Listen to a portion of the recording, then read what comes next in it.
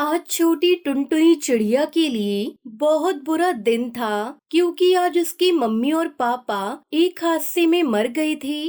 अब टुनटुनी चिड़िया अनाथ हो गई थी। वो अपने घर में बैठी अपने मम्मी और पापा का इंतजार कर रही थी। वहीं कालू कौवा तोता और कबूतर टुनटुनी के घर के बाहर बैठे हुए थे। टुनटुनी अभी बहुत छोटी है। अगर तुमने उसे बता दिया कि उसके मम्मी पापा मर गए हैं तो वो बहुत रोएगी। इसलिए हम टुनटुनी से कहते हैं कि उसके मम्मी पापा कुछ दिनों के लिए कहीं चले गए हैं, फिर बाद में धीरे धीरे उसे सब पता चल जाएगा। वो तो सब ठीक है, मगर टुनटुनी को संभालेगा कौन? वो तो अभी बहुत छोटी है। वो भोजन की खोज को भी नहीं जा सकती। रोज उसे कौन भोजन ला कर देगा? ऐसे कोई भी रोज टुनटुनी के लिए भोजन नहीं ला सकता। क्यों ना हम टुनटुनी को उसकी नानी के पास छोड़ आए, यही बेहतर होगा। उसकी नानी टुनटुनी को पाल लेंगी। मुझे पता है कि टुनटुनी की नानी कहाँ रहती है। मैं टुनटुनी को छोड़ आता हूँ। सुनो टुनटुनी बेटा, चलो आपको आपकी नानी के पास छोड़ आता हूँ। नहीं नहीं, मैं अपने मम्मी पापा के इंतजार कर रही हूँ। मैं अपने मम्मी पापा के साथ ही नानी के पास जाऊंगी। टुनटुनी बेटी, आपके मम्मी और पापा ने ही मुझे आपके पास भेजा है। वो कुछ दिनों के लिए दूसरे जंगल गए हैं।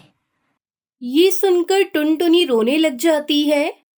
मम्मा और पापा ऐसा कैसे कर सकते हैं?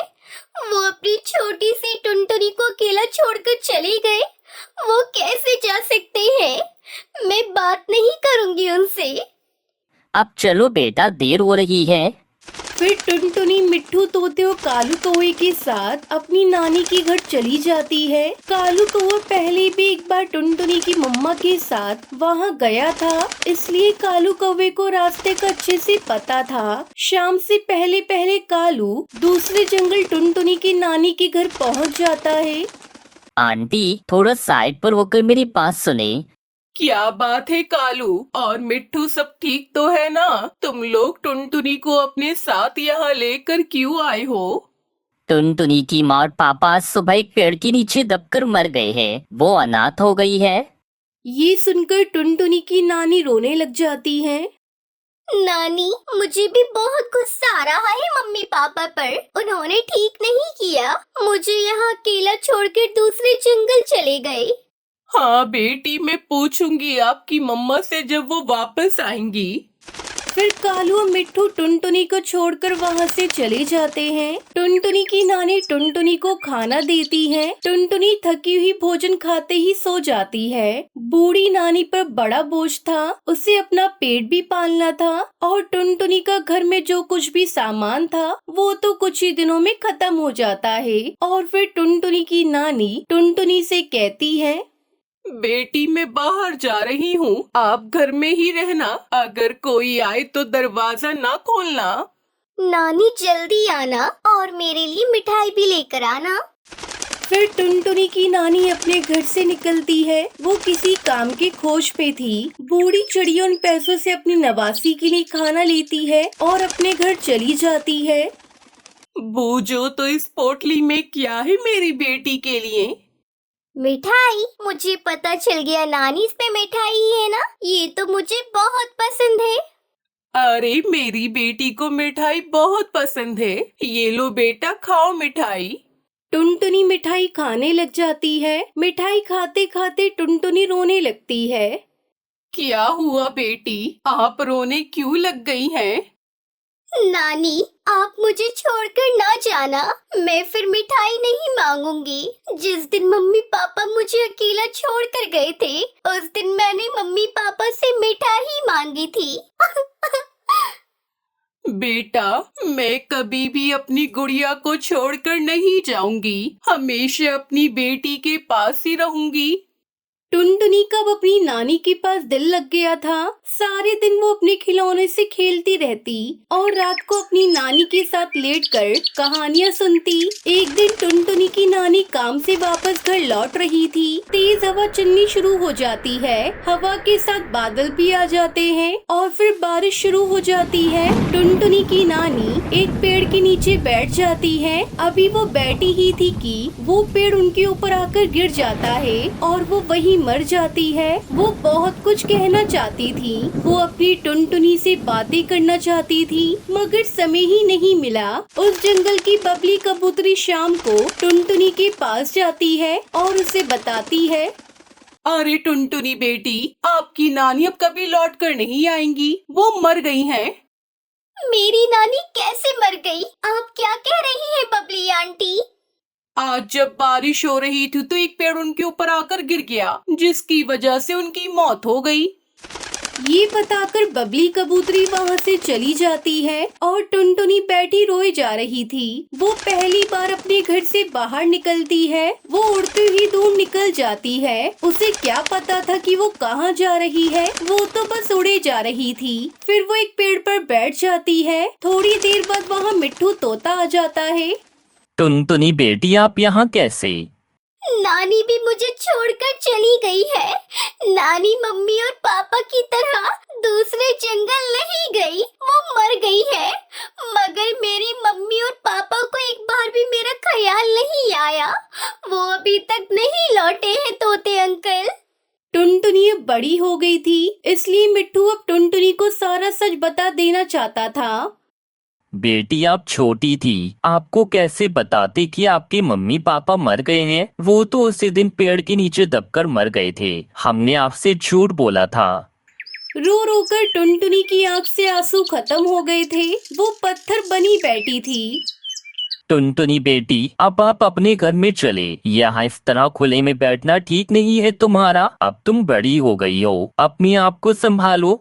फिर अनाथ टुनटुनी चिड़िया अपनी मम्मी पापा के घर में चली जाती है। वो समझ चुकी थी कि अब उसे अकेली ही जिंदगी गुजारनी है। वो अपने घर की सफाई करती है, अपनी मम्मी पापा के घोंसले को अपना घोंसला बनाती है और फिर अपनी मम्मा के दोस्तों के साथ भोजन लेने चली जाती है। मगर अब वो रो नहीं रही थी। शायद अब वो बड़ी हो गई थी, इसलिए उसका दिल भी बड़ा हो गया था। अब अनाथ टुनटुनी चिड़िया खुशी खुशी अपने घर में अकेली रहती है। प्यारे दोस्तों, जिंदगी में दुख और सुख तो आते जाते रहते हैं, इसलिए हमें जिंदगी के दुखों का मुकाबला करना चाहिए, क्योंकि समय हमेशा एक जैसा नहीं रहता। माधवपुर के जंगल में कड़ाके की ठंड पड़ रही थी। वहीं के घोंसले में रहने वाली गरीब सुनहरी चिड़िया अपनी माँ टुनटुनी चिड़िया से कहती है, माँ, मुझे बहुत जोरों की ठंड लग रही है, कुछ ओढ़ने को हो तो दे दो माँ। आगे देखने से पहले आपको सिर्फ एक छोटा सा कांटा चुभ जाए तो दर्द होने लगता है, पर वो एक बाप ही है जो रोजाना अंगारों पर चलकर आपके लिए 2 वक्त की रोटी का इंतजाम करता है। तो उस प्यारे से पापा के लिए एक लाइक और सब्सक्राइब जरूर कर देना। साथ ही अपने प्यारे से पापा के लिए ये वाला इमोजी जरूर सेंड कर देना। तभी टुनटुनी चिड़िया अपनी बेटी सुनहरी चिड़िया से कहती है, सुनहरी बेटा, वो देख, कोने में मेरी फटुई शॉल रखी हुई है, तो उसे ओढ़ ले, थोड़ी ठंड कम लगेगी बेटा। तू जानती है हमारे हालात कैसे हैं, मैं चाहकर भी कुछ नहीं कर सकती मेरी प्यारी बेटी। ये सुनकर सुनहरी चिड़िया वो फटी शॉल ओढ़ लेती है, लेकिन उसके बावजूद भी ठंड नहीं रुक रही थी। वो अपनी माँ से कहती है, माँ, इससे भी ठंड नहीं जा रही है माँ। ये शॉल कहीं जगह से फटी हुई है, जिसकी वजह से हवा अंदर आ रही है माँ, कुछ करो माँ। अपनी बेटी की ये बात सुनकर टुनटुनी चिड़िया उदास हो जाती है और अपनी बेटी को समझाते हुए कहती है, सुनहरी बिटिया, ज्यादा शोर मत मचा। मेरे पास बस यही एक फटी हुई शॉल है, तो इसे ओढ़कर सोने की कोशिश कर। अब मैं तेरे लिए नया कंबल कहाँ से खरीद कर लाऊं? मेरे पास खाने को पैसे नहीं है, तो कैसे नया कंबल खरीदूं? जो है उसी में काम चला बेटा। तभी टुनटुनी की बीमार सास सुंदरी कौवी भी खांसने लगती है। ये देखकर टुनटुनी चिड़िया अपने पति कालू कौवे से कहती है, अजी देख रहे हो, माँ जी की खांसी बढ़ती ही जा रही है। आज कहीं से भी उनके लिए खांसी की दवा लेते आना। अब तो माँ जी को सांस लेने में दिक्कत होने लगी है।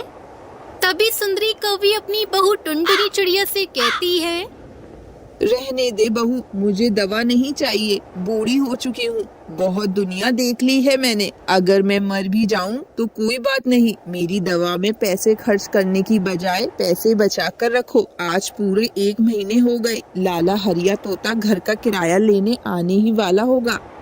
माँ, ये तुम कैसी बातें कर रही हो? तुम्हारी दवा बहुत जरूरी है। मैं अभी जाकर बाजार से लेकर आता हूँ। कालू जैसे ही बाजार जाने के लिए घर से बाहर निकला, तभी लाला हरिया तोता बाहर ही खड़ा था। अरे कालू, बड़ी जल्दी में लग रहा है, कहाँ जा रहा है तू? फिर कालू को वो उससे कहता है, लाला जी, माँ की खांसी बढ़ गई है, उनके लिए दवा लेने जा रहा हूँ बाजार। अरे कालू, तू दवा लेने बाद में चले जाना, पहले मेरे घर का किराया तो देता जा। ये सुनकर कालू कौआ लाला हरिया तोता से विनती करने लगता है। 2-4 दिनों की मोहलत दे दो सेठ जी, मैं आपके घर पैसे पहुँचा दूंगा। हम गरीबों पर रहम करें मालिक। फिर गुस्से में लाला हरिया तोता कालू कौए से कहता है, वाह बेटा, सेठ हरिया तोता से चालाकी। माँ की दवा लाने को पैसे हैं तेरे पास, पर लाला जी का किराया देने के लिए नहीं है। उस वक्त तो तू गरीब बन जाता है। बस अब तेरा नाटक बहुत हो गया, निकल जा तू अपने परिवार के साथ यहाँ से। अब मुझे मेरा घर खाली चाहिए। तभी टुनटुनी चिड़िया उसके सामने रोने लगती है।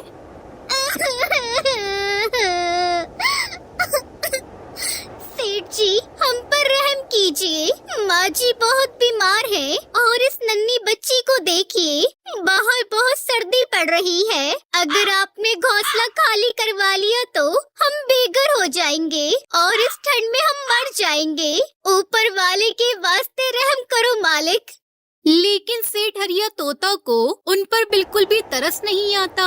वो उन्हें घोंसले से बाहर निकालकर घोंसले में ताला लगाकर वहाँ से चला जाता है। बेचारी टुनटुनी चिड़िया का परिवार बेघर हो जाता है। मुझे माफ कर दो टुनटुनी, मैं तुम लोगों के लिए कुछ नहीं कर पाया। मैं कितना लाचार हूँ। आप परेशान मत होइए जी, इन सब का कसूरवार अपने आप को मत मानिए। ये तो भगवान की मर्जी है, वो ही हमें कोई रास्ता दिखाएंगे। तभी टुनटुनी चिड़िया की नजर वहाँ पर पड़े कूड़े के ढेर के पास पड़ती है। वो अपने पति कालू कौए से कहती है, देखो जी, हम वहाँ कूड़े के ढेर के पास में चलते हैं, हमें वहाँ से कोई नहीं हटाएगा। वैसे सर्दी भी बहुत पड़ रही है, शायद हमें वहाँ कुछ मिल जाए। ये कहकर फिर वो सभी कूड़े के ढेर के पास जाते हैं। तभी सुनहरी चिड़िया को वहाँ एक लाल पोटली दिखाई देती है। अरे माँ, वो देखो कूड़े के पास क्या पड़ा है। माँ, ये देखो इस पोटली में क्या है। टुनटुनी चिड़िया उस पोटली को खोलकर देखती है तो उसमें गाजर के कुछ बीज थे। ये देखकर टुनटुनी चिड़िया अपने पति से कहती है, सुनो जी, हम यहाँ थोड़ी सी जमीन की सफाई करके उसमें ये गाजर के बीज बो देते हैं। अगर उपज अच्छी हो गई तो हमें भोजन की चिंता नहीं करनी पड़ेगी। टुनटुनी और कालू दोनों मिलकर गाजर के बीजों को बो देते हैं। कुछ दिनों बाद गाजर की अच्छी खेती तैयार हो गई। गाजर की खेती देखकर टुनटुनी और कालू को वो दोनों बड़े खुश हुए। कालू ने कुछ गाजर को रखकर बाकी गाजर बाजार में बेच दी। धीरे धीरे उनकी गाजर की खेती रंग लाने लगी। उन्होंने गाजर बेचकर अपने लिए पक्का घर बना लिया और खुशी से रहने लगे।